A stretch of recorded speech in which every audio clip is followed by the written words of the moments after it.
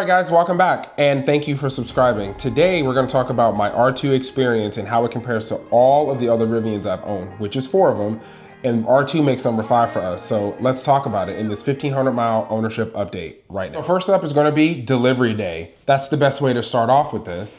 So with R2, we took delivery in late June. We were the first customer delivery for the Orlando area in Florida. The Orlando Service Center has been always great to me. Axel has been fantastic. You got Victor over there, Nate, Nick, Corey. There's a whole bunch of people over there. And they've always been fantastic with me. So shout out to those guys for getting us to delivery and us being the first ones for their delivery center. And I'll post some pictures for you guys to see of our delivery day because it was a pretty special day. But to say build quality, our R2 was near perfect. And that was hard to say because for a new platform from Rivian, you would think there would be a lot of build quality issues. That's not to say that mine was looked through heavily. I can't speak to that necessarily. I know that my vehicle did have an alignment. I was told that my vehicle did need an alignment and they did do it before delivery. But other than that, all of my panels were aligned fabulously and seriously, very, very, very, very good. The only issue I have, which all R2s seem to have, is going to be the charge port doors. Mine is slightly misaligned. And when I say it, it's not necessarily misaligned on the vehicle, well, on the vehicle, obviously, but the lower half of it, you can see where it slightly sticks out. That's one thing. I have not made a service appointment for it because it's not that big of a deal for me. But of all this is the 5th Rivian we've owned, actually. Wow, 5. Look at that. This was the best delivery we've had. We have not had to make a service appointment, knock on wood, for build quality issues from day one. And I really, really appreciate that they took the time to make sure that these R2s are put together pretty well. Compared to all of my R1s, this vehicle just feels better built. Yes, it's only been 1,500-ish miles on my R2, so time will tell. Are there small little things with it? Yes. But it's nothing major like I've had in other vehicles where it needed to have a service appointment that day. Next is going to be the appearance for the vehicle. Appearance, when I say this, it's hard for people to understand just how much smaller R2 actually is. R2 is significantly smaller than R1S, but you will not notice it unless they are side by side. And the real trippy part about it is we had an R1T. We traded our R1T in for the R2. We have more cabin space, more passenger space inside our R2 than we do our R1T. Is that going to be the big deal for a lot of people? No. If you're a truck person and you need that truck space, a lot of people who have rigs that go off-roading a lot, they want that truck bed space to do a lot of different shelvings and different places to store things. But R2, for what I call the on-road primarily vehicle, it's perfect size. Now, I am not saying that I would not prefer a bigger vehicle or a bigger vehicle may come in my future. That's not what I'm getting at. I'm just saying for me, it's the perfect size. It feels bigger than my Model Y Performance, but not substantially. The seating position is different. The drive is different. They're aimed at 2 different people. But again, it is the perfect size for us, which brings us into spacious cabin and cargo space. Cargo space has been pretty good. We just went and picked up an actual new TV and it had 0 issues putting it in the car. Neither did I have an issue getting it in my R1T or R1S or even Model Y to say, but I'm just saying in general, it's pretty good for us. We went with the 20-inch all-terrains over the 21s. And the big reason why we went with the 20-inch wheels over 21s is going to be mainly because of tire selection down the road. Now, as a lot of people may know, when Gen 1s first came out, the 21-inch wheels were the standard wheel you could purchase. And the problem back then was it was only one tire option. You can imagine how that can be an issue for a lot of people. If you get a flat somewhere, you can't just boom, go to a tire shop and pick it up. It was only one tire for that vehicle. As of right now, there's only one tire for the 21-inch wheels. You are going to get more efficiency out of those wheels because that's what they're designed for. You're going to get a little bit more dynamic control over the vehicle as well. It's an on-road tire versus a light all-terrain tire that the 20s are. But I know what one of the questions you guys are going to ask is, how is road noise? For me, no issue. I've been in a 21-inch R2, driven one, did my test drive in one, did another test drive in one. My first time driving on the 20s was actually at our delivery. And I can say quiet-wise, I don't have any issues with them at all. Is the efficiency down? Yeah, for sure. But around town, it's not as big of a deal as you may think for us. And we do want to start getting more into the light off-roading stuff. So that's another reason why we went with the 20s over the 21s. It's a lot more options out there. Think of it this way. In the future, when these tires are worn down and it's time to get new tires, I don't have to necessarily go with an all-terrain. I can go with a 20-inch efficiency tire if I want and get even more efficiency out of the vehicle, or even a performance tire and get more performance out of the car if I want.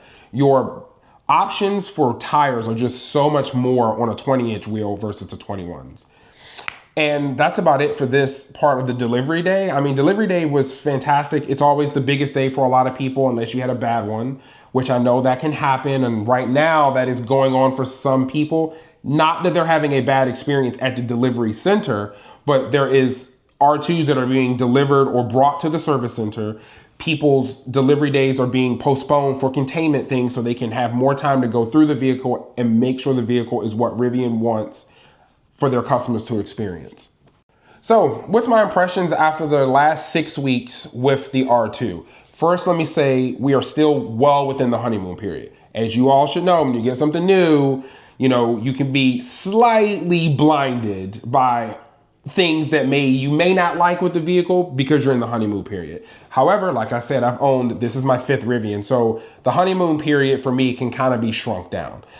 One of the things that I've noticed, again, all of the Rivians have always had a driver display, but my daily driver before the R2 was my Model Y Performance, which we all know does not have a driver display, which is fine. I will say that I enjoy having one and I also enjoy not having one. It's not a big thing for me. For you, it might be, and that's totally okay. I don't want you to feel like you gotta have it or you don't. It really comes down to what you need. There's a reason why Tesla does not do it in their 3 and Y, and why Rivian does, and how Ford Mach-E has it, and the Ioniq 5 has it. There's a reason. Now, for some, it's a buying decision for them. For me, it was not. I thoroughly enjoy it. Now, I would say size-wise, it doesn't affect me either because it is smaller than what the R1 is. I want you to think, if you've ever sat in a Mustang Mach-E, that's the best way to describe the screen size for you. I can put a little picture in so you can see the difference, but that's exactly what it is. It shows you exactly what you need, what you can see, your speed. It even gives you a clock, the weather, all of your indicators around the car, the blind spot cameras are up there. All of that stuff is in the driver display, where like in the Tesla, it's all in that side, in your main display off to the side, which is not a problem. Again, I have zero issues either way. So, cabin noise, it's been great. I have one that has developed, actually. Let me correct myself. We've had one little wind noise thing develop on my passenger rear window. Window is not making any noise. It's not rattling or anything. I just think that either there needs to be a slight adjustment to it or maybe the seal needs to be worked a little bit, but it just started developing maybe in the last 200-ish miles or so. Not bad, but overall the cabin is, I would say, if my Model Y, to give you a scale, if my Model Y Performance cabin noise is, let's say, 9 out of 10, the R2 for me is about an 8.5 out of 10. I still think that my Model Y Performance is slightly quieter on the road, but again, even though I said earlier, the tires, the all-terrains don't affect me, but I was referring to another R2, like R2 with 21s versus the 20s, I do think that the Model Y's tires and the sound deadening with all the carpeting everywhere does bring it to be a more quiet cabin. Software responsiveness and features have been one thing that I have been pleasantly in the middle on. Probably thought I was going to say pleasantly surprised, but I'm in the middle on this. The responsiveness with Rivian OS 2.0, outstanding. Big step up over R1. Don't care who you are. R1 is good. It's not bad. It's not perfect, but R2 is very snappy. Very, very snappy, very responsive. They've done a lot of good things with it. My overall impressions on it, good screen quality, good responsiveness, good speed. And the apps that are on the car right now are very limited.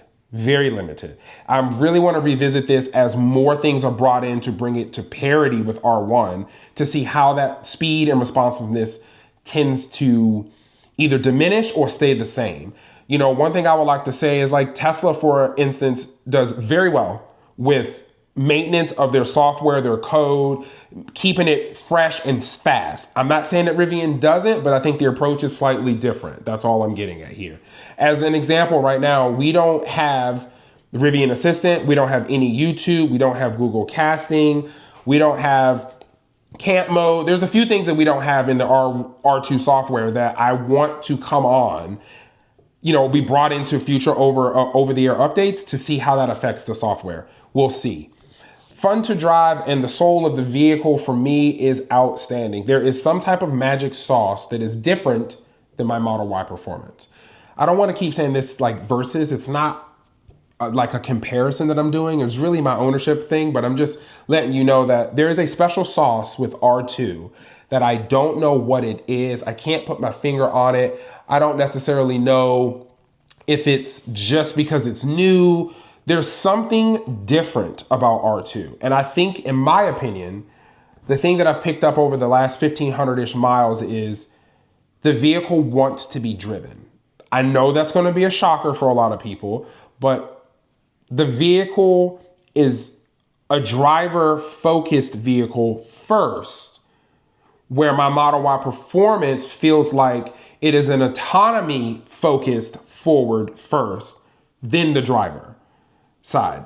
My Model Y performance off of FSD is phenomenal. Definitely handles a little bit better than the R2, a little bit more sporty, a little bit more connected, but that's going to make more sense. Why? The vehicle's lower to the ground. The vehicle's lighter. It's on a sportier tire. The electric rack is much faster, in my opinion, than in the R2 steering rack. But again, these vehicles are pointed at two different things, and I don't want to ramble too much about that. But it's more so, I have not had any issues in my ownership experience with the way it drives. I love the way this car drives, especially how it rips off the line. I really wish that the launch would be a little bit more. It's there, but that 38 to 40 mile an hour and up, it rips, totally rips. Has a lot of character to it, really easy to get the back to step out on you. It's been a fun 1,500 miles. Don't know how long my all-terrains are gonna last because that launching gets addictive really fast.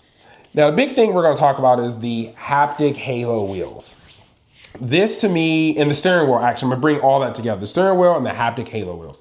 Haptic halo wheels are an industry first. And I think Rivian did a great job with a Generation 1 type of product with this. In my opinion, this is just me and my ownership experience with it. I feel like they're slightly too big. I feel like if they were slightly smaller, and if whatever material they are made out of, I don't want to say it's plastic, but it feels that way. If they were more of a metal feel, I think I would be a little bit more happy. Not that I'm disappointed in them. It's a learning curve with this. So when I say learning curve with it, think about it this way. The wheel can be pushed in or pulled towards me. It can go left, right. I can go left and hold, left or right. I can scroll it up and I can scroll it down. When you're driving and you need to like pull towards you to change the drive modes, it sometimes is a little finicky. Now, what is really powerful with this is they are fully software updatable. And in not this current software we got, the software before that, which was 2026.24.40, which I will link down and below so you can watch that video about it. They did tweak the software on them and they got better. That's a benefit of owning a software-defined vehicle. And within my 6 weeks, we've already gotten 2 software updates that have really fixed a lot of bugs, squashed quite a few bugs, brought some great enhancements to the car. We got pet mode in the first software update we got. And then in the second one that we just got, they fixed the HVAC problem with pet mode that me, David, Jose, a couple other people have been talking about how the fans were not working that great for pet mode. They've been really working on it and they're really putting a lot of effort into R2 right now. So I'm really proud of them. I'm really happy of it. I've not really had too many issues. Yes, I've had to reboot the car a few times. That should be expected. A lot of you should expect to have to do that a few times, especially on R2. The software is new. The platform is new. Have I done it? Yes. If you need help with that, I have a video for that as well. I can link down in the description below. One of the big gripes that I do have within my 6 weeks that I did not think was going to be an issue, guys, seriously, did not think this was going to be an issue, was the charging door. Not the location, the charging door. The charging door on R2 is fine. I'm okay with it being manual. This is what I am not okay with. It does not lock at all. And it feels very, very light and flimsy. I feel like what's going to happen, guys, is a lot of people are either going to snap them off, they're going to forget that they didn't close it. There's just a lot that goes with it. Car washes. I've seen a few people go through car washes and post online that they come out of the car wash and the charge port door is pushed open. I do think this is a miss. I'm not going to sit here and sugarcoat any of it. Like I said, I'm just a regular guy who has two of what they think will be the most popular EVs. I do think that needs to be changed. That may be something they can fix on Gen 2 of R2, but I do think the door needs to be slightly heavier. It doesn't necessarily need to be automatic or powered. It just needs to have what I would consider like an electronic lock. So when the door is closed and the doors are locked to the vehicle, the charge port door is locked. You can push it, but it won't open. Think like how BMW does their gas caps, same thing. Some of them are powered, but most of the gas ones are manual. So you push it, but if the doors are locked, it won't open. If you unlock it, you push it, then the door can open. I think that's a simple change that they should do with that. And speaking of that, we'll go about the capacitive buttons. I am not the hugest fan of the capacitive buttons. I think there's a little bit of a miss. I think we should have probably kept regular buttons for that. But hey, they did improve them through a software update. But I think for my 6 weeks, the one thing I don't like, especially is the front trunk one. For me, it's a little bit finicky. Sometimes I feel like I have to push really hard for it to open. And then other times I have to push lightly. I don't know if I care for the capacitive buttons in that form or factor. I don't know. What do you guys think? I mean, if you've test driven it, you let me know down in the comments. I'm not really sure about that. I'm not. I think it's a non-issue, but I think I would rather have a regular button. So I shouldn't say a non-issue. I think it's a problem. It should just be a button. Now, the hatch button that's in between the V part on the Rivian, so when you look at the back of your car, the button is right where the V is. That one's okay. I don't have any issues with that. It's the one that you use that's going to be on the left-hand side of the vehicle to drop the rear glass, and the front one, and the front trunk button. That's the one I have a little bit of issues with. And lastly, on my ramble about those capacitive buttons, I don't like when you push the drop glass button. You press it once outside of the vehicle and the vehicle will drop the glass in one motion. When it comes to raising it up, you have to press and hold. There is no one touch to raise it back up. I think that's a miss. Rivian, if you see this, I'm talking to you, fix it. Please. It would be a lot better than this press and let go and you get different things. I think that's fine. If I want to press it again to stop it, that's fine. But please fix it so I can press it once and go up. Next is going to be efficiency. My efficiency with my vehicle in 6 weeks is I shouldn't say that. It's a little lower than what I expected. There seems to be a big drop off, as you've seen from my videos, Kyle's videos, David's videos, Dom's video. There's a lot of people who have done efficiency runs on their R2s. And there seems to be a massive drop off above about 65 miles an hour. Is that to be expected? Sure. Yes. Faster you go, the less efficient you are. We all know this. That is common knowledge. The problem with the R2 that I think is going on is a lot of people are taking the 70 mile per hour highway test that one outlet did and applying that to everything.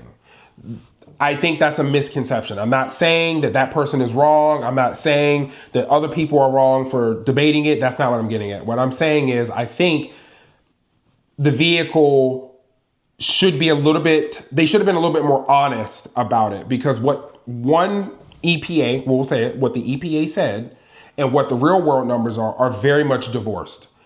Can you get close to what the EPA said? No. I don't think so. Not even on the 21-inch wheels. Not going to happen. The highest I've seen someone do is Edmunds, and Edmunds did about 307 in mixed driving. That's still high and still plenty of range. I think for me, never going to have an issue with it, because again, 307 miles of range is more than 4.5 hours of driving. I'm not going to sit there for 4.5 hours of driving. I got a dog. Not going to happen. So for me, in my 6 weeks, not been an issue. In my 6 weeks of ownership, my overall efficiency for the entire time I've had it is about 2.78 or 2.75. That's about where it's at. Am I okay with that? Yes. Should you be okay with that? Absolutely. If you're that one magical person that does a road trip every day and drives 400 plus miles every day, don't think it's going to be for you. That's okay. That's totally okay. But I do think that we need to kind of understand that there are going to be some differences. Did Rivian make a mistake? I think so. Yes, we all heard what RJ said. Yes, he did say that it was on as efficient as a Model Y on paper. That is, in my opinion, not true. In the EPA test, sure. Yes. In the real world, no. One's a brick, one's an egg. We know how that works. Do I love my R2? Absolutely. Absolutely. No chances of anything. No chances of me going back on it, saying I regret it because of this. I'm going to cancel out. Even if I had an order right now, which we do have a second order, not that we're going to do anything with it, but we do have one. If I had the chance to do it again, would I buy it again? Absolutely. That's not a clickbait. That's not me trying to say, oh no, don't, da da da da da. I would buy the car again because, again, I'm never going to drive constantly more than 4.5 hours anyway. I'm not. I'm going to have to stop to go to the bathroom. I'm going to want to stop to get something to drink or something of that nature. Charging in the car isn't awful either. I mean, it does 10 to 80 faster than my Model Y performance. I'm looking at you, Tesla. That's a problem, and you still haven't fixed it. Get your stuff together. Yeah, I'm talking to you. R2 charges better than my Model Y performance. So I'm not losing out on anything here, technically speaking. I mean, the R2 can do 10 to 80 in about 26 minutes. The fastest I've seen in mine was about 28, which is fine. That's more than enough. More than enough time for me. I have a dog. He goes just about everywhere we do. He's not going to want to get out of the car for 5 minutes and then go back in for 4 hours. So no, we take him out, we run him, we get him tired, get him food. That takes about 15-ish minutes. By the time we've gone to the bathroom, gotten a snack, the car's ready. So yes, I would buy it again. My ownership experience in the last 6 weeks has been almost perfect. Almost. There are a few small issues with the car. Yes. Is any car perfect? There's a caveat. You know, Porsche 911 GT3 RS, that's probably one of the most perfect cars on the road. That's a different story for a different video. But my point is, for the R2, this car makes us smile. It makes us look at it. It makes us turn around and be so glad that we got it. Not because this is my 5th Rivian, not because I was the first one down here in Florida, none of that. It's something special that this car does that no other car does. And the reason we would buy it again is because of that. It's different. Do we love our Model Y? Absolutely. Will we road trip in our Model Y? Absolutely. Am I excited to see what Rivian does with their autonomy? Absolutely. There is room in this market for both. And in the last 6 weeks of ownership, 1,500-ish miles, it's been a almost flawless ride. Again, gonna knock on wood on that, but it's been almost a flawless ride. And I can't wait to experience more things with our Rivian R2 over the coming weeks. I really appreciate all the things you guys have done, support, subscribing, all the things, and we will see you on the next one.